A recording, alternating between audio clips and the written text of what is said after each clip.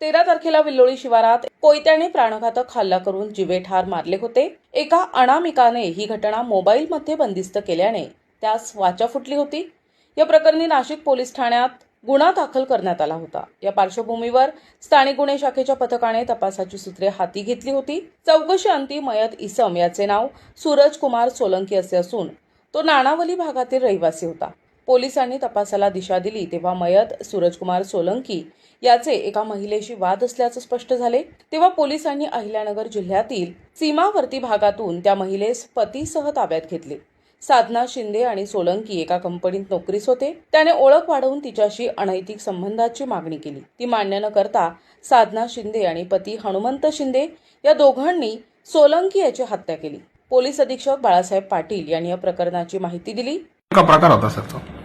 विल्लोळी येथे झालेल्या हल्ल्या प्रकरणी या संपूर्ण चौकशीची तपासाची दिशा ही आता क्लिअर झालेली आहे। याच्यामध्ये 2 आरोपींना अटक केलेली आहे। हे पती पत्नी आहे। या जो जखमी आहे यांनी त्या जे मारेकरी आहेत त्यांच्या बाबतीमध्ये एकतर्फी प्रेमातून हा सर्व प्रकार झालेला आहे असं प्राथमिकदृष्ट्या समोर येत आहे। याच्यामध्ये ते काही वर्षापूर्वी एकत्रित कामाला होते।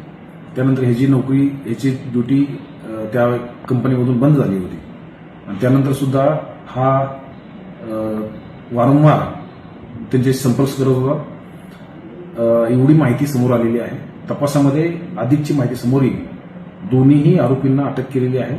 त्यांनी गुन्ह्याची कबूल दिलेली आहे। यांना कुठून ताब्यात घेतलं? त्यांना वावीच्या हद्दीतून ताब्यात घेतलेलं आहे। वावी एरियातून मिळालेले आहे। पुढील तपास पोलीस निरीक्षक मृदुला नाईक करत आहेत। प्रतिनिधी गुड्डू शेख, दिशा न्यूज, नाशिक।